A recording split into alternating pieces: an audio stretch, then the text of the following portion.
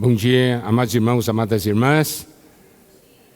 Como é bom podemos desfrutar da mesa do Senhor e agora juntos podemos desfrutar da palavra de Deus. Nós estamos vendo 1 João capítulo 3, onde nos mostra o grande amor de Deus, a ponto de nós sermos chamados filhos de Deus. E de fato nós somos filhos de Deus. Essa é uma afirmação forte e que nos dá muita alegria. De fato somos filhos de Deus. Só que ainda não se manifestou o que nós haveremos de ser. Porque alguém pode olhar para nós e dizer: ei, você é filho de Deus?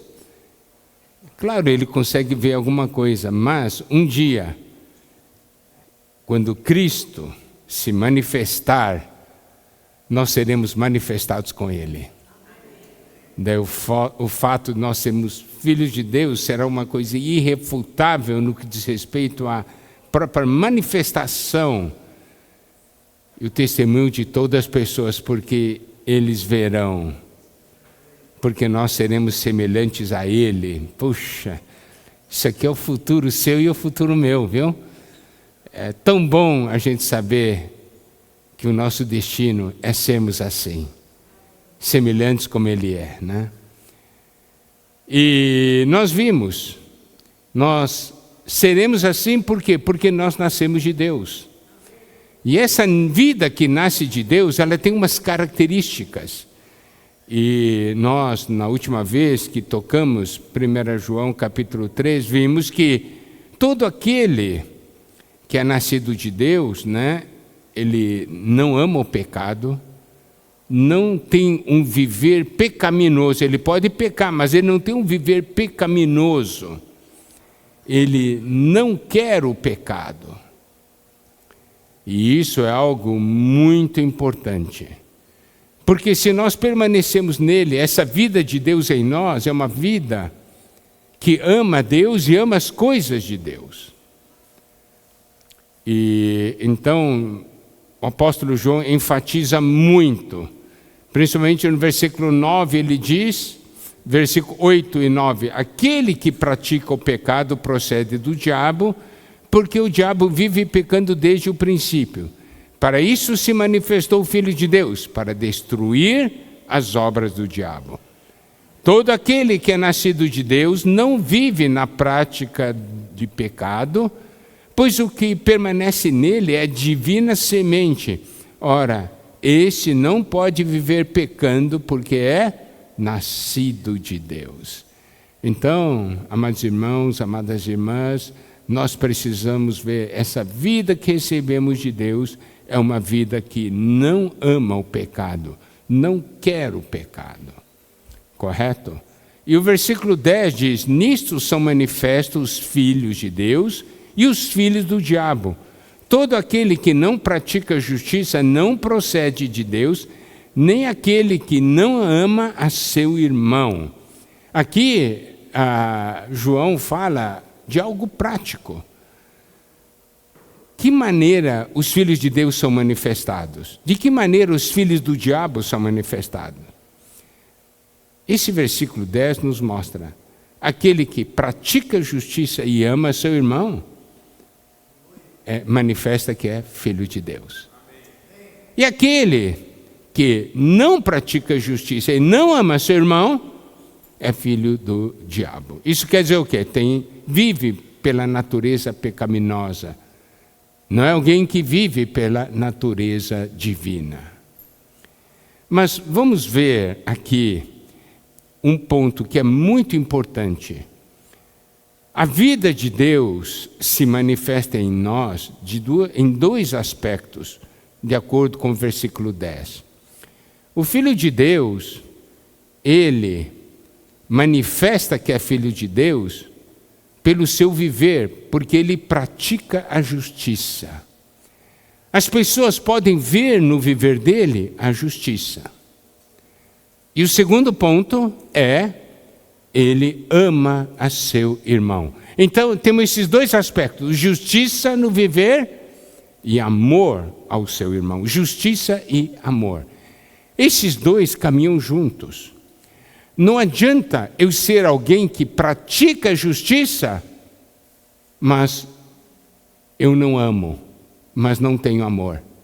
Não adianta eu ter amor, entre aspas, mas eu não pratico a justiça. Os irmãos compreendem por que esses dois pontos são importantes?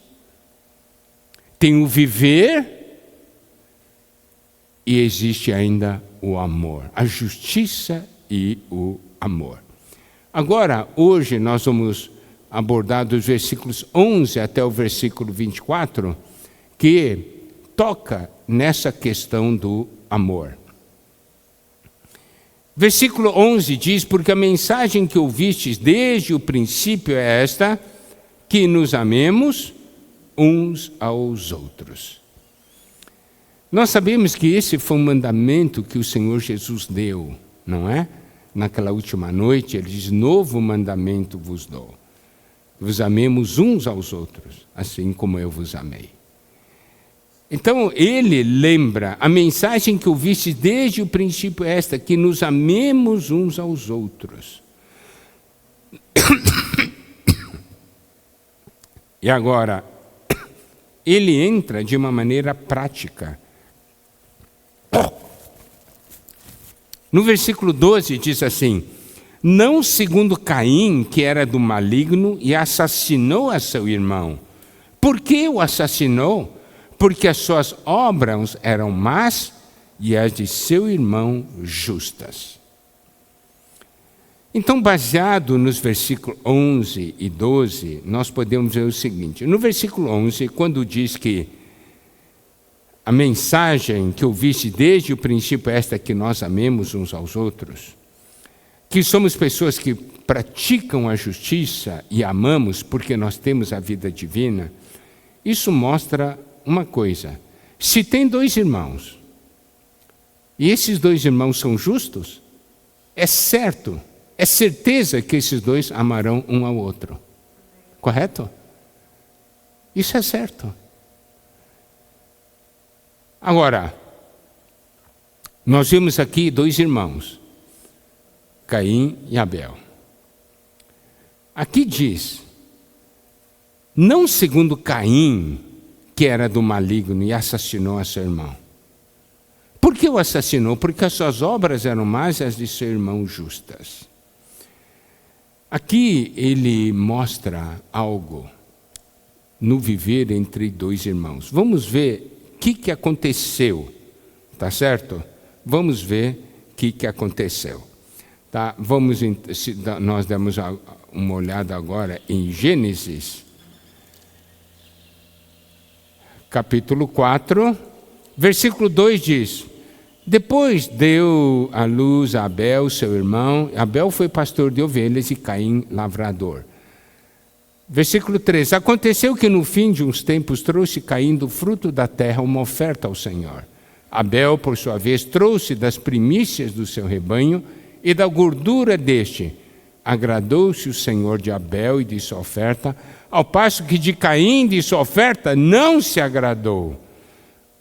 Irou-se, pois, sobremaneira Caim, descaiu-lhe o semblante. Então lhe disse o Senhor: por que andas irado? Por que descaiu o teu semblante? Se procederes bem, não é certo que serás aceito? Se todavia procederes mal, eis que o pecado jaz à porta, o seu desejo será contra ti, mas a ti cumpre dominá-lo. Nós vemos aqui dois irmãos, Caim e Abel. Caim era lavrador, Abel era pastor de ovelhas. E aí chegou aqui diz, aconteceu que no fim de uns tempos, trouxe Caim do fruto da terra uma oferta ao Senhor, e Abel, por sua vez, trouxe das primícias do seu rebanho e da gordura deste. Então, Caim e Abel trouxeram uma oferta ao Senhor. Cada um trouxe a sua oferta. O que aconteceu? Aqui temos algumas lições muito importantes. Olha só. Agradou-se o Senhor de Abel e da sua oferta, ao passo que de Caim e de sua oferta não se agradou. Primeira lição: se você traz uma oferta ao Senhor, isto é, você está oferecendo algo ao Senhor, não certamente o Senhor vai se agradar. Correto? Essa é uma lição muito clara aqui. Deus se agradou de Abel e de sua oferta, só que não se agradou de Caim e de sua oferta. E aqui fala, primeiramente, no versículo 4, agradou-se de Abel, é da pessoa e de sua oferta. Não se agradou de Caim e de sua oferta. A atenção que Deus dá não é para a oferta, não é para o que você traz, é para o que você é diante dele. Essa questão do viver diante do Senhor. Hebreus 11, versículo 4 diz: pela fé Abel ofereceu a Deus mais excelente sacrifício do que Caim, pelo qual obteve testemunho de ser justo, tendo a aprovação de Deus quanto às suas ofertas. Por meio dela também, mesmo depois de morto, ainda fala. Hebreus aqui nos mostra qual foi o fator que fez com que fosse ou não aceita a oferta, se Deus se agradou ou não. É porque ofereceu pela fé. Não é baseado no como o homem vê, mas baseado no que Deus vê. Olha só, o que é bastante importante que a gente deve perceber aqui é que Caim trouxe do fruto da terra. Então, aqui vamos ver o que Deus diz em Gênesis 3, 17. E Adão disse: visto que atendeste a voz de tua mulher e comeste da árvore que eu te ordenara, não comestes, maldita é a terra por tua causa, em fadigas obterás dela o sustento durante os dias de tua vida. No suor do rosto comerás o teu pão, até que tornes a terra, pois dela foste formado, porque tu és pó e ao pó tornarás. Deus havia dado para o homem o quê? Como alimento, o produto da terra, certo? Ervas, né? Plantas, frutos de árvores. Porque a carne, os animais, somente depois do dilúvio é que Deus deu para o homem comer. Gênesis capítulo 9, versículo 3. Gênesis 9, 3 diz: tudo que se move e vive, ser-vos-á para alimento. Como vos dei a erva verde, tudo vos dou agora. Tá certo? Então você pode ver, Caim, ele era lavrador, produzia o quê? Produzia comida para si, certo? Para se manter. Porque Deus havia dado do produto da terra, para que o homem vivesse da erva. Mas Abel, ele criava ovelhas, ele era pastor de ovelhas. Mas o homem não comia ovelhas, certo? O homem não podia comer carne ainda naquela época. O homem começou a comer a carne só depois do dilúvio. Então ele criou ovelhas, para quê? Para Deus. Está vendo a diferença? Caim produzia alimento para o homem. Abel produzia alimento para Deus. Isso aqui é uma diferença grande. Então, primeiro aspecto da questão do que foi oferecido, nós temos que ver. Caim ofereceu o produto do homem. Isso tipifica o quê? A religião. O homem procura agradar a Deus com suas obras, com sua capacidade, com suas realizações, mas isso nunca vai agradar a Deus. E Abel procurou agradar a Deus oferecendo ovelha, tipificando Cristo. Só Cristo pode agradar a Deus. Então nós temos que perguntar, amados irmãos, amadas irmãs, como nós estamos vivendo diante de Deus hoje? O que estamos oferecendo para Deus? Nós estamos oferecendo o Cristo que nós experimentamos, ou nós estamos oferecendo coisas para compensar a nossa falta de dedicação a Deus? Você entende o que eu quero dizer? Coisa para compensar? Dizer, eu não estou tão bom, então eu vou ofertar alguma coisa para Deus Deus ficar alegre comigo. Os irmãos entendem o que eu quero dizer, né? Tentar subornar a Deus, entre aspas. Deus dá atenção à nossa pessoa, porque Ele quer nos salvar. Ele não quer alguma coisa de nós, Ele quer a nossa vida. Se nós queremos ofertar algo a Deus, Deus vai falar, melhor presente é você dar você mesmo para mim.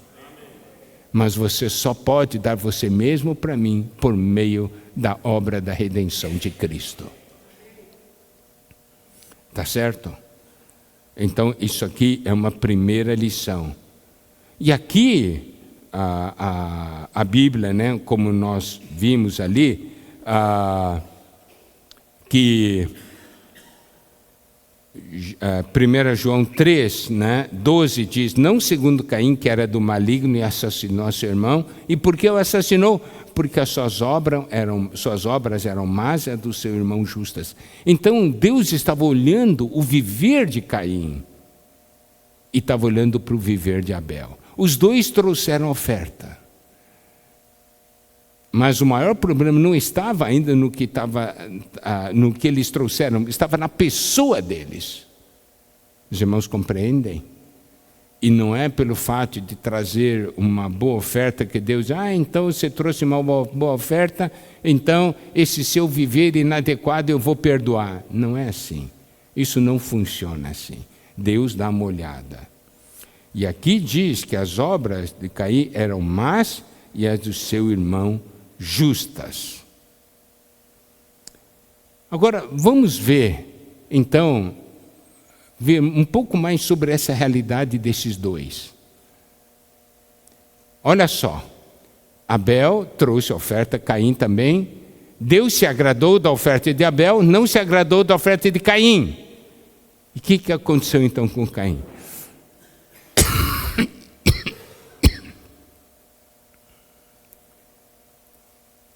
Aqui a Bíblia mostra, né, que Deus não se agradou. Foi de alguma maneira, isso foi manifestado, entendeu? A Bíblia não diz de que maneira, mas de alguma maneira isso foi manifestado, tá? Que Deus se agradou da oferta de um e não se agradou da oferta do outro. E Caim, aqui diz, ficou bravo, muito bravo. E descaiu-lhe semblante. Significa que, além de ficar bravo, isso aparecia no seu rosto. Entendeu? Por que ele ficou bravo? Você já pensou nisso? Por que ele ficou bravo?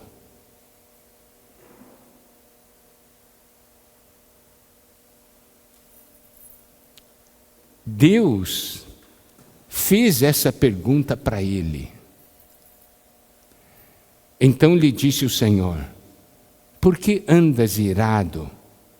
E por que descaiu teu semblante? Por que você está bravo? Na sua vida, amado irmão, amada irmã, não tem algumas vezes que você fica bravo? E daí o seu semblante cai?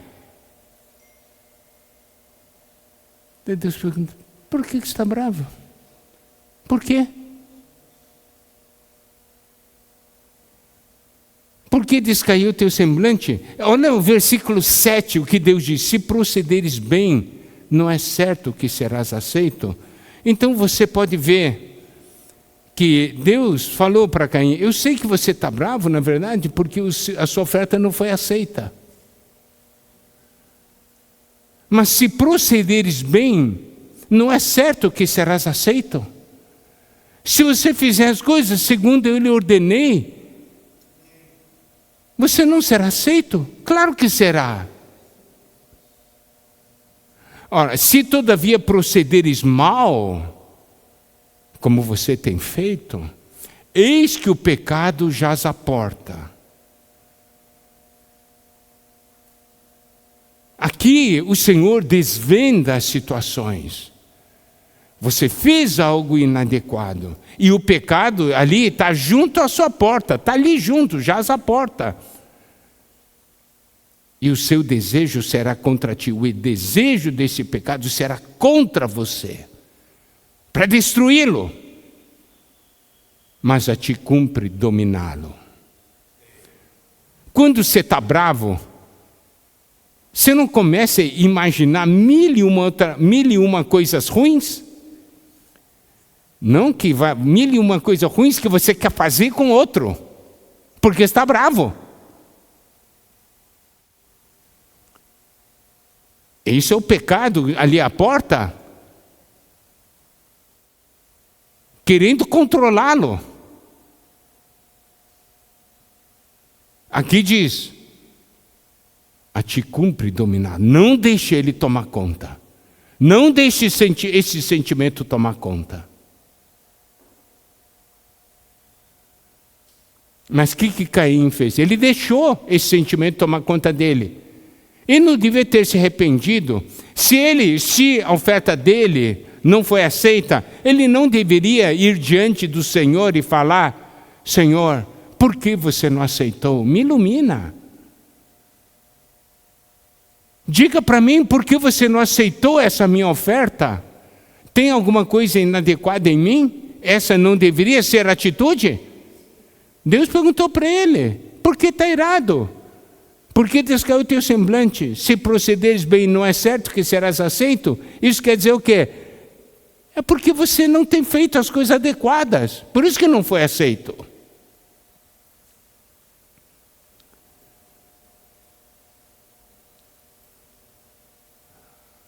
Mas olha só o que aconteceu no versículo 8. Disse Caim a Abel, seu irmão, vamos ao campo.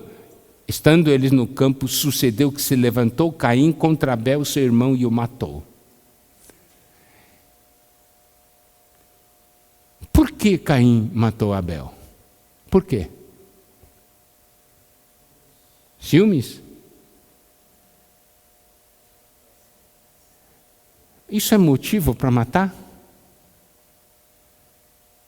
Por que matou? Foi Abel que não aceitou alguma coisa dele? Tinha alguma coisa a ver com Abel? Não tinha nada a ver com Abel. Deus não havia aceitado. Então, aqui está o quê? Insatisfação, ódio e a incapacidade de amar. Ele viu em Abel alguém que veio competir com ele. Deus não aceitou minha oferta por causa da sua oferta. Entendeu como é que ele interpretou as coisas?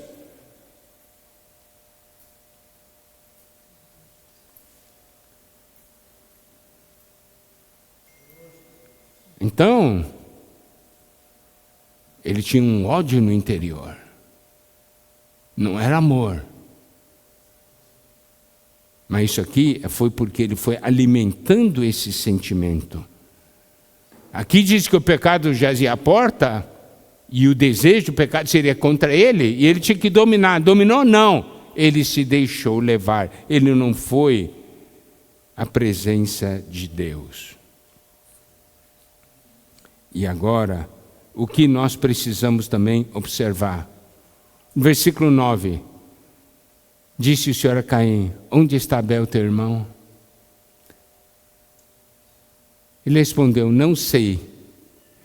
Os irmãos podem ver, pela atitude dele, pela resposta dele, que tipo de pessoa ele era? Ele tinha alguma consciência? Deus perguntando para ele, onde está Abel? Ele tinha matado o seu irmão. Onde está Abel? Não sei. Mentindo para Deus. E ele disse, não, acaso sou eu o tutor do meu irmão? Versículo 10, e disse Deus, que fizeste a voz do sangue de teu irmão, clama da terra a mim.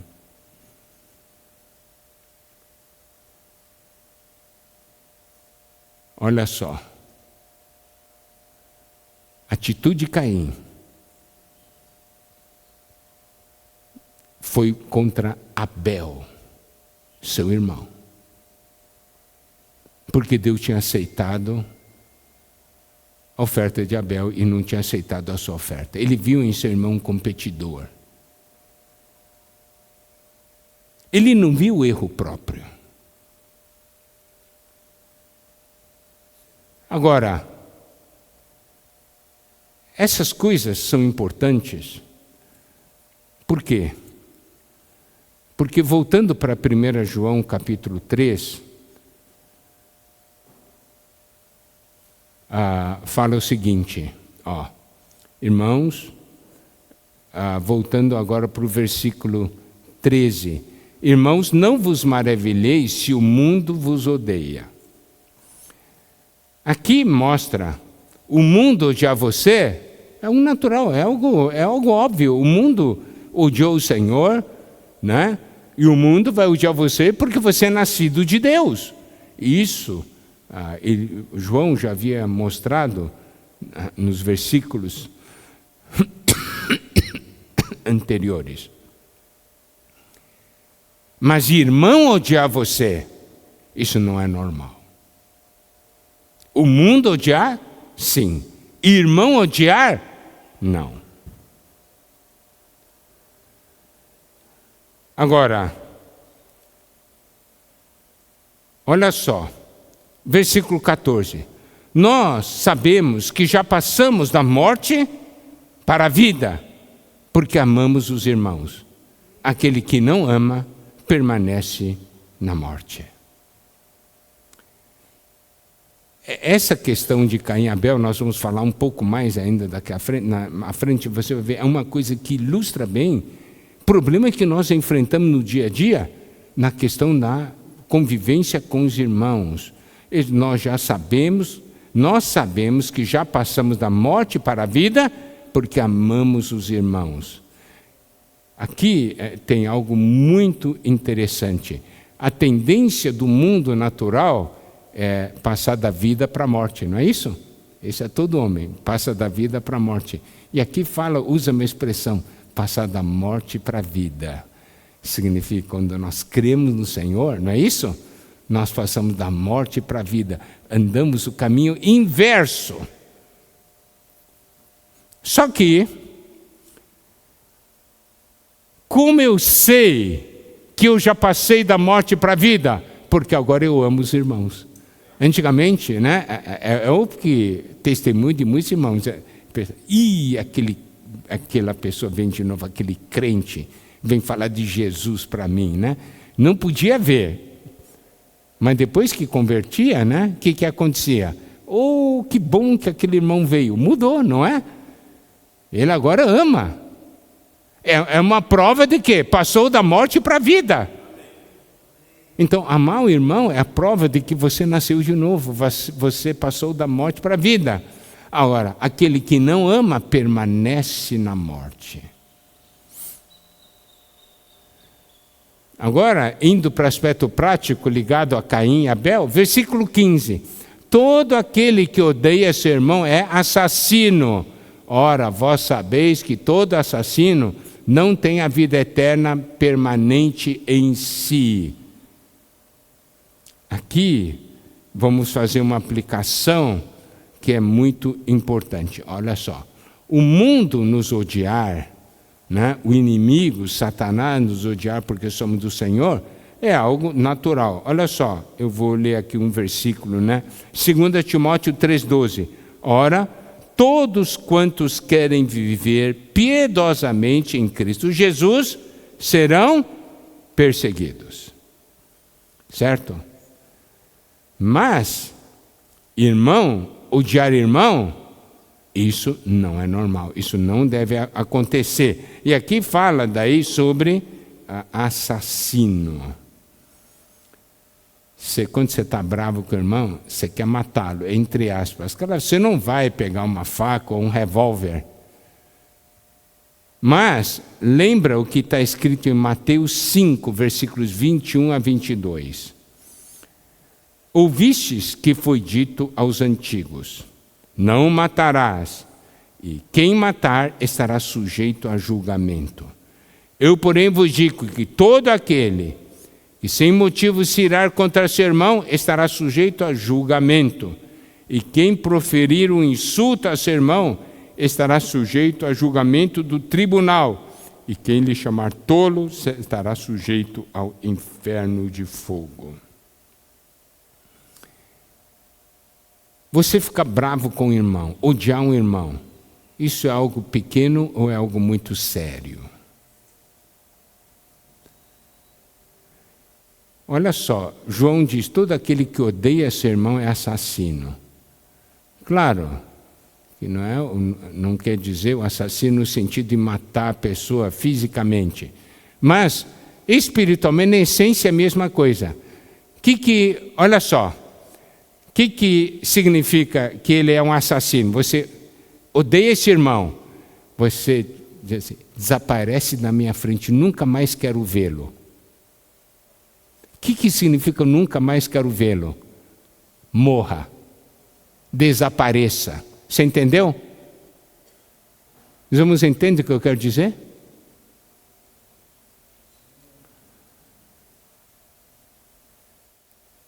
Você fica feliz se a pessoa não aparece. Eu vou ficar muito feliz se essa pessoa não existir mais. Isso não é a mesma coisa que matar? Os irmãos entendem? A questão é o coração.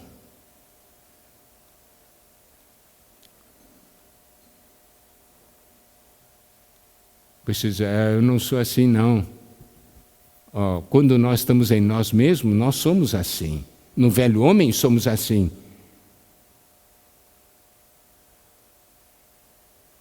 Quer ver? Muitas vezes, você e o irmão, vocês dois vão servir.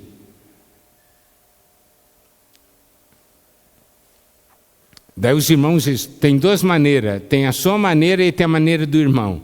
E os irmãos escolhem a maneira do irmão e não escolher a sua maneira. Se fica bravo, não vou servir mais. Então, vou embora. E passa a ficar com raiva daquele irmão. Não é igual a Caim?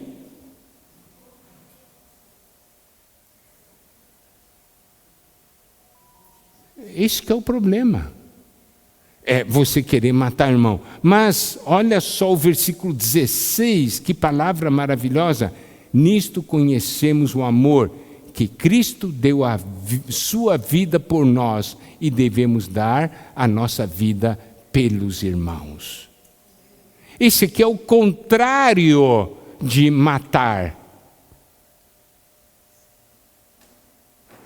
Matar é você tirar a vida de alguém para o seu proveito. Aqui fala em você dar a sua vida para proveito do outro. Não é exatamente o contrário?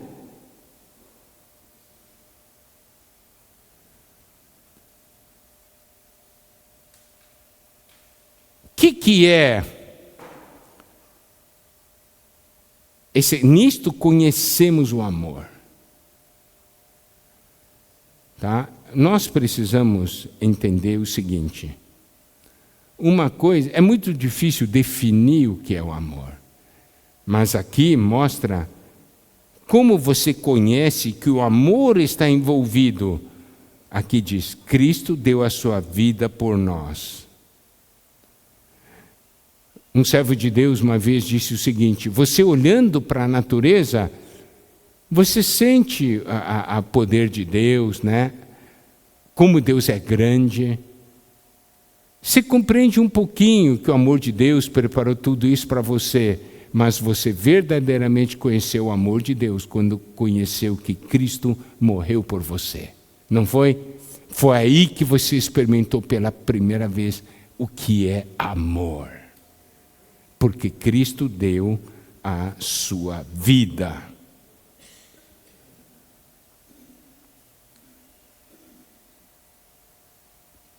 Odiar é assassinar. Assassinar é você quer tirar a vida do outro para deixar você bem. Amor é você dar a sua vida para deixar o outro bem, para deixar o irmão bem. Isso é algo extremamente prático. Mas dar a vida por um irmão, dar a vida por irmão, ela não é uma coisa de palavra em si, é uma coisa de fato. Uma vez um servo de Deus deu o seguinte exemplo, ele diz assim, um homem, você está ali do lado de uma piscina bem grande e profunda, tem uma pessoa do seu lado, essa pessoa do nada pula lá dentro da água e aí ele começa a se afogar e diz, eu estou morrendo por você. Não tem significado, não é isso? Isso não tem significado. Mas se você cair na água e ele entrar na água e tirar você da água e ele morrer afogado, ele deu a sua vida por você. Entende? Porque não é uma questão de um sacrifício, é um sacrifício a favor de alguém no aspecto prático.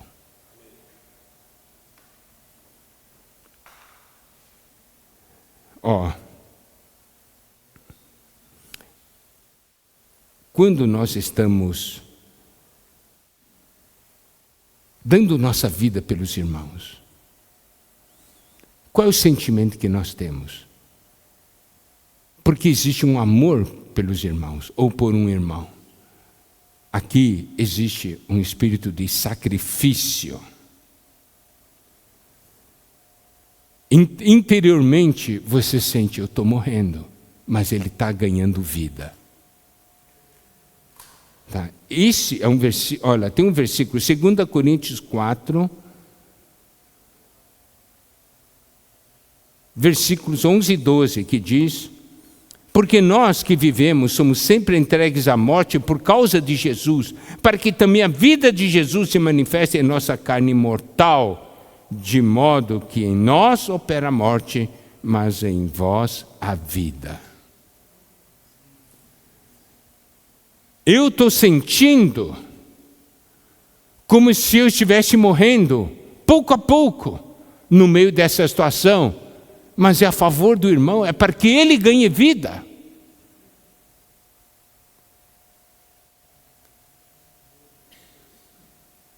Hoje é Dia das Mães, né? As mães são um pequeno exemplo, porque o grande exemplo é Cristo, né? As mães não dão a sua vida, não morrem a cada dia para que os filhos tenham vida.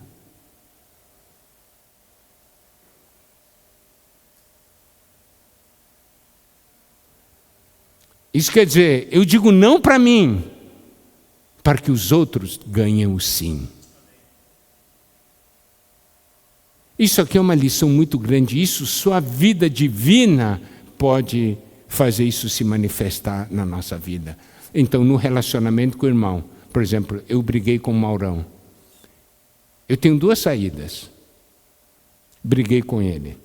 Ou posso odiá-lo, nunca mais quero vê-lo, ou porque eu o amo, eu me humilho, eu me sacrifico a favor dele. Está certo? É assim que nós devemos viver a vida da igreja.